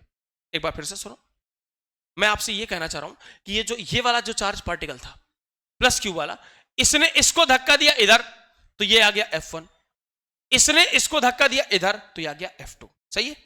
अच्छा, मैंने इसको धक्का इस वाले चार्ज पार्टिकल को हल्का डिस्प्लेस किया x, तो आप कहेंगे कि ये वाली डिस्टेंस अब यहां से लेकर ये वाली डिस्टेंस कितनी बची, d माइनस एक्स। अच्छा, इस d में से बेटा सुनो, एक काम करूं, इसको 2d मान लो, चलेगा? है 2d मान लो तो आधी d और आधी d, वैसे d/2 हो जाता है, कैलकुलेशन बढ़ जाता है तो हम d मान लेते हैं। 2d दोनों के बीच का सेपरेशन कितना मान लिया, 2d, तो आधा d और आधा भी d, ऐसे। तो ये पूरी डिस्टेंस 2d था, आधा डिस्टेंस d था, आधा डिस्टेंस d था। नाउ हमने इसको धक्का दिया x, ये कितनी बची, d माइनस एक्स, और ये कितनी हो गई, d प्लस एक्स। आंसर देना, क्या बीच की सेपरेशन कम हो जाएगी, फोर्स बढ़ जाएगा? और तो इसका मतलब इस फोटो में F1 का वैल्यू F2 से क्या हो गया, बड़ा हो गया। तो ये वाला फोर्स इसको वापस धक्का देने लग जाएगा, और जो रिजल्टेंट फोर्स होगा, सुनिएगा, जो इनके बीच में रीस्टोरिंग फोर्स काम करेगा, रीस्टोरिंग फोर्स वो कौन सा बन जाएगा, आपने कहा F1 माइनस F2। भाई ये वाला फोर्स F1 वाला फोर्स बड़ा हो गया, F2 वाला छोटा हो गया, तो F1 वाला फोर्स इसको वापस घसीटने लग जाएगा इधर। नहीं समझे? आपको नहीं लाना पड़ेगा, आपको कोई फोर्स बाहर से काम नहीं करना पड़ेगा। एक्चुअली में F1 बड़ा हो जाएगा, F2 छोटा हो जाएगा, तो F1 बड़ा वाला फोर्स इसको खींच के वापस ले आएगा। सही बात है? मैंने अगर इसी प्रकार से इस वाले को इधर धक्का दे दूं तो बोल, यहां x आएगा तो ये वाली डिस्टेंस कम हो जाएगी, तो ये वाला फोर्स बड़ा हो जाएगा, और ये वाला फोर्स बड़ा हुआ तो इसको वापस खींचने लग जाएगा। नहीं समझे? तो जो रीस्टोरिंग फोर्स है वो कौन काम करेगा, F1 माइनस F2। और ये जो प्रोसेस है कि किधर भी धक्का दो वो वापस आ जाए, तो ये कौन सी प्रोसेस होती है, स्टेबल इक्विलिब्रियम। तो यहां पर ये जो पूरा सिस्टम है, यहां पर ध्यान रखिएगा कि Q0 is in stable equilibrium. बात समझ में आई? कब? जब पॉजिटिव चार्ज के बीच में, अब बेटा सुन लो, पॉजिटिव चार्ज के बीच में जब पॉजिटिव ही चार्ज रखा जाए तब की बात कर रहा हूं, और तब भी कैसी बात कर रहा हूं, पढ़ इसको, अलोंग द जॉइनिंग लाइन। तो ध्यान रखना कि जब सेम चार्जेस के बीच में सेम चार्ज रखा जाए तो along the joining line along the joining line कैसा होता है? Stable equilibrium. पहला केस। दूसरा देख, दूसरा केस देखना, इसी सिनेरियो बना रहा हूं, देख जरा, प्लस क्यू प्लस क्यू, बीच की सेपरेशन बोलो 2d, जो पहले लिया तो वही है, और बीचों बीच कौन सा रखा है? Plus Q not. चेक करना, प्लस क्यू नॉट। अच्छा आंसर देना, ये वाली कितनी होगी? डी। ये वाली भी कितनी होगी? डी। समझ पा रहे हो? अरे बोलिए। अब मैंने धक्का दिया along the perpendicular to the joining line, ऊपर की तरफ धक्का दो, ऊपर की तरफ धक्का दीजिए इसको। ये कहीं यहां दिखाई देगा? एक्स धक्का दिया हमने, देखते रहना, बोर नहीं होना बिल्कुल भी। दिमाग इधर उधर होगा तो कॉन्सेप्ट हिल जाएगा। ये थोड़ा सा बढ़िया सवाल बनते हैं इसमें, और बहुत अच्छे क्वेश्चन बनते हैं। आपने कहा सर एक्स धक्का दिया मैंने, ये चार्ज पार्टिकल क्यू नॉट मुझे यहां कहीं दिखाई देगा? यार बोलना पड़ेगा। अच्छा एक बात बताइए, गुलाम साहब ने हमसे कहा था कि जो फोर्स लगता है वो अलोंग द जॉइनिंग लाइन लगता है। चेक कर, ऐसा फोर्स लगेगा? जो फोर्स लगता है वो अलोंग द जॉइनिंग लाइन लगेगा, क्या ऐसा फोर्स लगेगा? यार बोलना पड़ेगा। तो मैंने कहा ये वाला एंगल थीटा, तो ये वाला एंगल भी थीटा। सर एक बात बता, अगर अगर ये वाला फोर्स एफ है तो ये वाला फोर्स भी तो एफ ही होगा ना? अच्छा आंसर दे, ये डी है, ये एक्स है, ये वाली distance D square plus x square, क्या ऐसे हो सकती? ये सब बातें हम लोग कैलकुलेशन के टाइम पे करेंगे। अभी तो हम सिर्फ ये सीख रहे हैं, तो कहां पर स्टेबल है कहां पर अनस्टेबल है, हम सिर्फ ये सीख रहे हैं। हमारा सीखने का पर्पस सिर्फ इतना है, कैलकुलेशन की बातें बाद में करेंगे। तो मैंने कहा सुन, ये एंगल, ये बोलना पड़ेगा, ये एंगल, ये वाला एंगल भी, ये एंगल, तो ये वाला एंगल भी, तो ये एफ का बोलना पड़ेगा, ये एफ का, और ये वाले एफ का। बहुत अच्छे, इधर बोल एफ का, इधर बोल एफ का। क्या ये दोनों कैंसिल आउट हो जाएंगे? Equal and opposite cancel out. एक मिनट, क्या रिजल्टेंट फोर्स ऊपर की तरफ आया? 2f साइन थीटा, ए सॉरी 2f कॉस थीटा। ए सुन, इस चार्ज पार्टिकल को वापस लाने वाला, अगर तुमने इसको परपेंडिकुलरली धक्का दिया अलोंग द जॉइनिंग लाइन तो ये भाग जाएगा वापस लौटकर। यही तो होता था अनस्टेबल। याद आया? याद कर, सुन, एक कटोरे में जब पार्टिकल रखता था तो धक्का मारता था, नीचे गिर जाता था, क्या ये वापस लौट के आएगा? नहीं आता था। अरे बोलो, तो क्या ये वाला चार्ज पार्टिकल वापस लौट कर आएगा? नहीं आएगा। तो सुन, जब सेम चार्ज होंगे, सेम चार्ज के बीच में देख, कंक्लूजन देख, सेम चार्ज के बीच में सेम चार्ज रखा जाए, चार्ज रखा जाए, जब सेम चार्ज के बीच में सेम चार्ज रखा जाए तो दो कंडीशन होंगी, दो कंडीशन होंगी। एक होगा स्टेबल इक्विलिब्रियम और दूसरा होगा, दूसरा कौन सा होगा? अनस्टेबल। स्टेबल कब होगा? जब अलोंग द जॉइनिंग लाइन धक्का दोगे, along the joining line, along the joining line आपका धक्का होगा। दूसरा परपेंडिकुलर टू जॉइनिंग लाइन होगा तो अनस्टेबल हो जाएगा, याद रखना। उसके लिए प्रूफ दिखाया पूरा। समझे? नहीं समझे? अगर तुम्हें कभी ऐसे याद रखना पड़ जाए तो सुन, कितना आसान है। प्लस क्यू, या प्लस प्लस छोड़, माइनस माइनस रख ले, माइनस माइनस के बीच में माइनस होगा या प्लस प्लस के बीच में प्लस होगा, तो सेम ही तो है। तो along the joining line stable और perpendicular to the joining line unstable. बात समझ में आई? इसका उल्टा भी होगा। पहले ये दो बातें नोट कर, इकट्ठा बता दूंगा तो सब मैसअप हो जाएगा। ये वाला लिख, चल।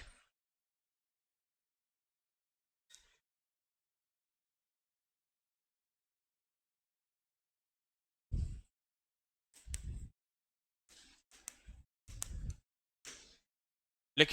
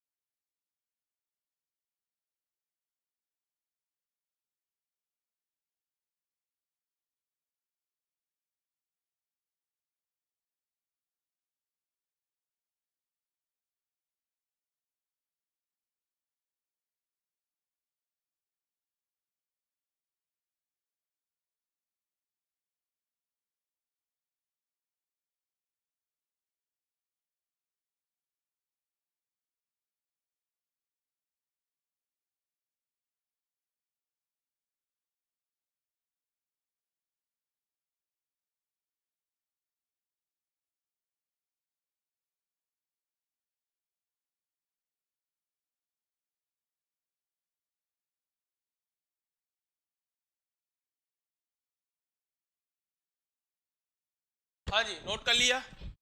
चलिए अगला, इसको लिखिए।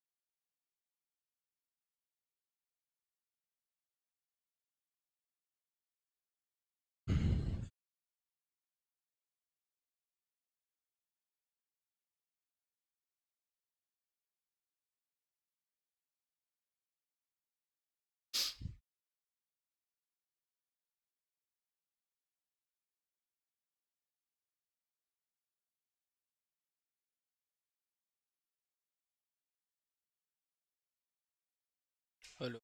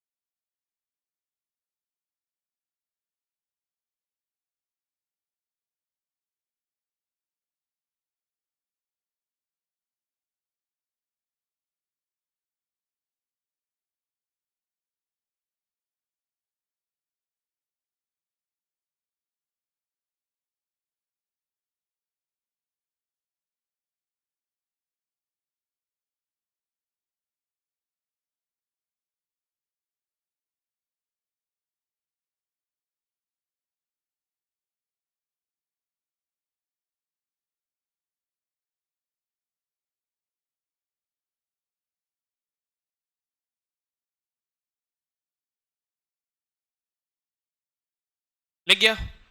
अच्छा एक बात बताओ, अगर ये मैंने आपको पॉजिटिव पॉजिटिव के लिए दिया है, ये नेगेटिव नेगेटिव के लिए भी वैलिड है, इसीलिए मैंने यहां क्या लिखा है मालूम, यहां देखो पड़ोस लाइन को, सेम चार्ज के बीच में सेम चार्ज रखा जाए। और कहां रखा जाए? बीच में का मतलब मिड पॉइंट में। वेरी गुड, ठीक है। हाँ, ये रिवीजन के दौरान मैं सिर्फ इतनी ही बात बताऊंगा, ये फोटो दोबारा नहीं बना के दिखाऊंगा, समझे? तो इसलिए इन बातों को याद रखना। खैर तुम लोग रखते तो हो नहीं, स्टेबल इक्विलिब्रियम पता नहीं है। हमारे प्राण निकले जा रहे हैं पढ़ा पढ़ा के।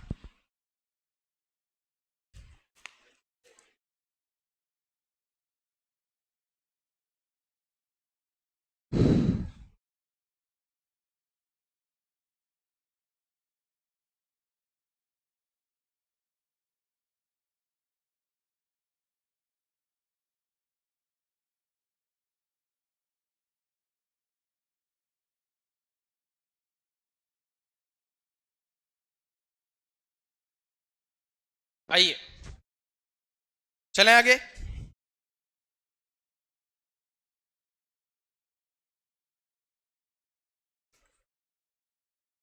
डन। अरे बोलो यार, फोटो ही तो बनानी थी। चले आगे। अगला केस नंबर 2। केस नंबर 2 3 है। ओके 3 लिख लो, इसमें ऐसा क्या है। लो केस नंबर 3 देखिए। अब की बार हमने क्या किया, सुनो ऐसे सेम चार्ज के बीच में, सेम चार्ज और सेम चार्ज के बीच कैसा रखना है बताओ, कैसा रखे? अपोजिट चार्ज रखें। तो अब जरा समझना, मतलब ऐसे समझिए कि यहां रख दो प्लस क्यू, और यहां पर रख दीजिए प्लस क्यू, और यहां रख दीजिए, बीचों बीच रख दीजिए बच्चों माइनस क्यू। इन दोनों के बीच की सेपरेशन है बच्चों 2D। क्या है बताओ? 2D। तो मिड पॉइंट में क्या हो जाएगी? D। यहां भी कितना आ जाएगा? D। वेरी गुड, क्लियर, बहुत अच्छे। अब सुनो मेरी बात, हमने क्या किया मालूम, हमने इसको धक्का दिया हल्का सा अलोंग द जॉइनिंग लाइन। कैसे धक्का दे रहे हैं? यस, पहला पॉइंट धक्का दिया जाए। कैसा धक्का दिया गया? अलोंग द जॉइनिंग लाइन धक्का दीजिए। अलोंग द जॉइनिंग लाइन धक्का दीजिए। समझ पा रहे हो? इसमें सीधा सवाल आता है। और सुनो, अगर तुमने इसको अच्छे से डिकोड करके नहीं पढ़ा तो फिर आप इसका रीजन असर्शन का सवाल नहीं कर पाओगे, ठीक है? और बहुत इंपॉर्टेंट है, लिख लेना, यही आएगा। हाँ बिल्कुल, समझ रहे हो ना? ऐसा ही सवाल अगर थ्योरी का सवाल बन सकता है ना, मैं अगर इसमें इक्विलिब्रियम और उसमें सवाल बनाऊं, अगर मैं खुद से लिख के बनाऊं, भाई साहब इतना शानदार सवाल बनेगा, क्या ही बताऊं। और सुनो, अभी आपने स्टेबल पढ़ लिया, मेरी बात सुनो, कैसा पढ़ा? स्टेबल। अभी इसमें भी एक स्टेबल कंडीशन आएगी, तो स्टेबल इक्विलिब्रियम का इसमें एसएचएम का सवाल बहुत अच्छा डाला जा सकता है। स्टेबल का सवाल पता है? अब जैसे मेरी बात सुन, कैसे आएगा? आजा सुन, देख मेरी बात सुन, इधर देख, ये तो अनस्टेबल था, यहां पे देख मैंने क्या किया मालूम, इसको मैं पकड़ूं, यहां तक खींचूं, छोड़ दूं, वापस ये इधर आएगा। अच्छा, ऐसा तो है नहीं कि यहां जाए पट से आगे रुक जाए, नहीं, ये थोड़ा आगे तक जाएगा।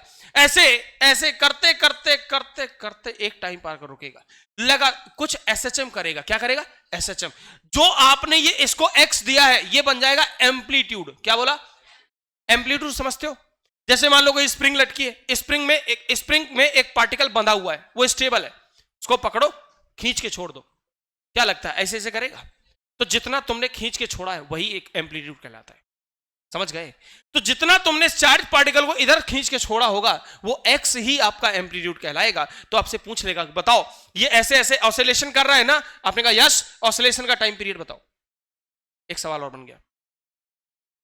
वो कहेगा इसका मैक्सिमम एक्सेलरेशन बता, वो कहेगा इसकी मैक्सिमम स्पीड बताओ। 3 सवाल बन सकते हैं और, समझे ना? तो दिमाग खुला रखना, क्योंकि नई चीजों को एक्सेप्ट करने के लिए आपका ब्रेन ओपन होना बहुत जरूरी है, ध्यान रखिएगा। आइए हम अपने टॉपिक पर चलते हैं जो हमारा अभी चल रहा फिलहाल। मैंने कहा धक्का कैसा देना है, बोल अलोंग द जॉइनिंग लाइन। इसका रिजल्ट जो भी आएगा, स्टेबल अनस्टेबल जो भी आएगा, इस डब्बे में लिखूंगा, ठीक? दूसरी बात सुन, मैंने कहा अब दूसरा फोटो, धक्का दोबारा दूंगा, कैसा दूंगा बोल? Perpendicular to joining line. जो रिजल्ट आएगा, जो भी रिजल्ट आएगा, मैं इधर इस डब्बे में यहां पर ऐसे लिख दूंगा। क्लियर है क्या? Yes sir. आइए अब मैं चलता हूं यहां पर ऐसे, जरा ध्यान से देखिएगा। तो मैंने कहा जैसे मैंने इसको धक्का दिया, धक्का कैसे दिया है बोलो? पहला धक्का दे रहे हैं, कैसा धक्का दिया है? Along the joining line. एक काम करूं, इसका कॉपी करके यहां साइड में रख लूं, दोबारा फोटो नहीं बनानी पड़ेगी। चल, जैसे धक्का दोगे इधर, क्या लगता है ये प्लस माइनस अट्रैक्शन होगा बेटा, फोर्स F1, और ये प्लस माइनस, तो प्लस और माइनस इसका अट्रैक्शन होगा इस डायरेक्शन में, बोल F2। यस और नो? क्या ये बॉडी नेट फोर्स का यहां पर 0 देखा जा सकता है? यस है या नहीं अलग बात है, लेकिन क्या नेट फोर्स 0 होएगा? यस। यार एक बात तो समझ में आई कि इक्विलिब्रियम तो है, लेकिन कौन सा है ये पता नहीं है। इक्विलिब्रियम तो मेंटेन्ड है, लेकिन अगर मैंने इसको हल्का सा धक्का इधर दिया, स्लाइटली डिस्प्लेस कर दिया, देख जरा सुन, अगर मैंने इसको स्लाइटली डिस्प्लेस किया x, तो ये चार्ज पार्टिकल इसके पास आएगा। तो ध्यान से देख, इसका अट्रैक्शन फोर्स ये है और इसका रिपल्सन इसका अट्रैक्शन फोर्स ये है।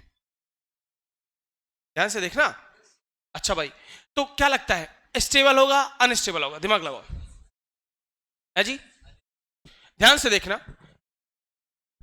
देखो ये माइनस है, ये प्लस है, तो जैसे मैं इसको धक्का दूंगा तो ये इधर की तरफ जाएगा और इसका अट्रैक्शन फोर्स इतना मजबूत हो जाएगा कि इसकी तरफ खींचता ही चला जाएगा, ये उसको ओवरकम नहीं कर पाएगा, खींच नहीं पाएगा।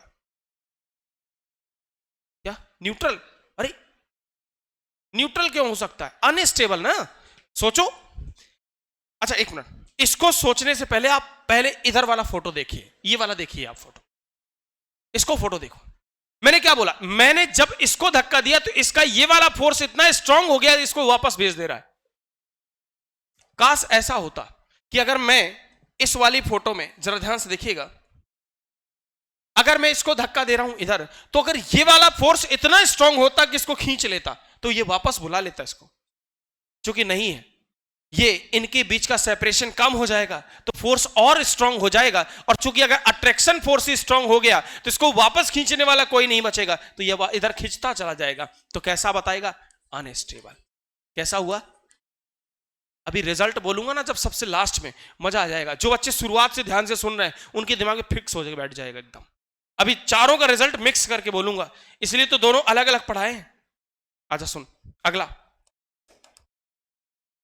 कैसा धक्का दूं बता, धक्का कैसा देना है, परपेंडिकुलर टू, आजा धक्का देते हैं। धक्का दे दिया मैंने एक्स, ये ले एक्स धक्का दिया, क्या लगता है आंसर देना।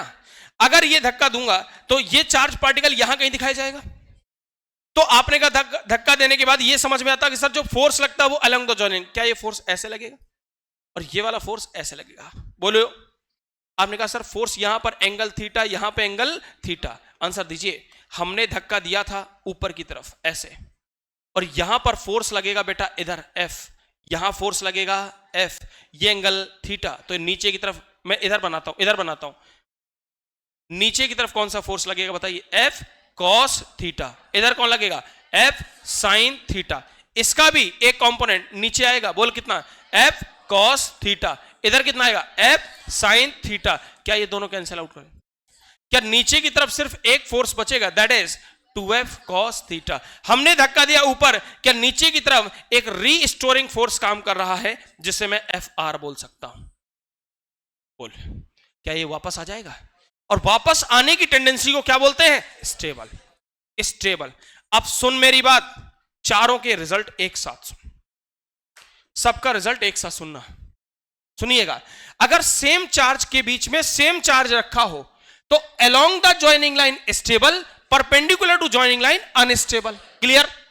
सेम चार्ज के बीच में अपोजिट चार्ज रखा हो तो इसका रेसिप्रोकल कर दे, उल्टा कर दे, नहीं समझे, along the joining line unstable, perpendicular to joining line stable, क्या कहते हो, यही वही लिखा है, समझे। तो इसीलिए मैंने दोनों को अलग अलग करके बताया, एक साथ कर दो तो शायद मिक्स हो सकता था दिमाग में, बट अब क्लियर हो जाएगा। Are you getting my point, छापिए।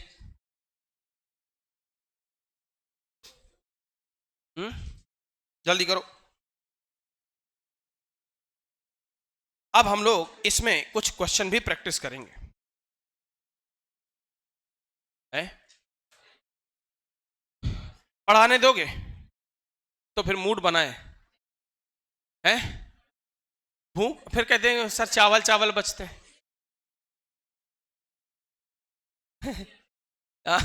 एक दिन मैं उसकी बच्चे के दिमाग ने मेरे दिमाग में ना घर कर दिया, मैं सोचता ही रहा उस बात को, मेरे हाथ कांप गए लिखने में। मैं कहा बताओ चावल चावल बचते, जाने दो यार, जाओ यार तुम।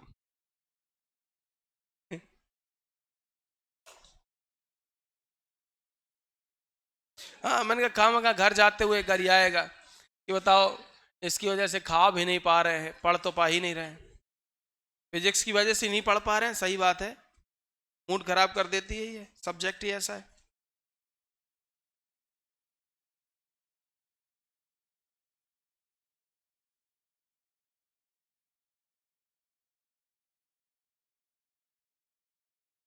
कोई बात नहीं, मेहनत कीजिए, 3 मई को पता चलेगा आपको जब आप पेपर देने जाओगे।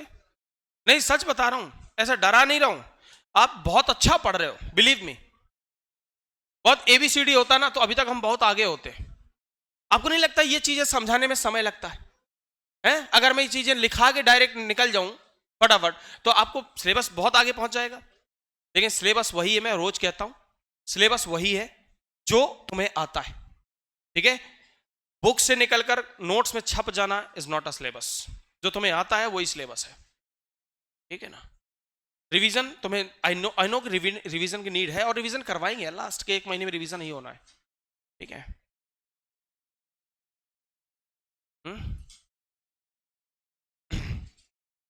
संडे की एक्स्ट्रा क्लास की बात मैं देखो आदित्य सर से कर लूंगा और रखी जाएगी, कंफर्म है, ठीक है। क्योंकि अगर 3 घंटे भी हमें मिल गए पढ़ाने के लिए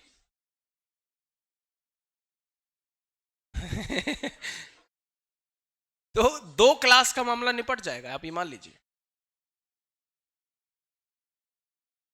देखो यार क्लास लूंगा तो कम से कम 3 घंटा तो पढ़ाऊंगा, हाँ मतलब 10-15 मिनट का बीच में गैप दे दूंगा, ऐसा नहीं है।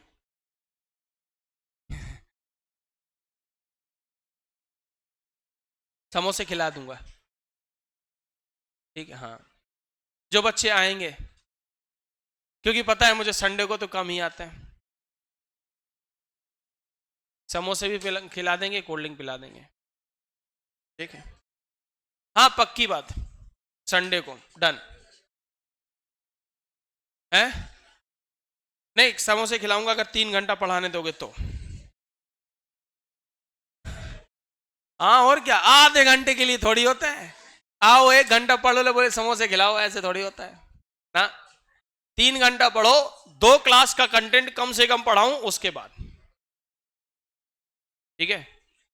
हाँ आज तो अब इसके आगे नहीं पढ़ा पाएंगे क्योंकि हाँ ये लास्ट ही है अब, क्योंकि सवाल करवाने और सवाल इतनी जल्दी हो भी नहीं पाएगा।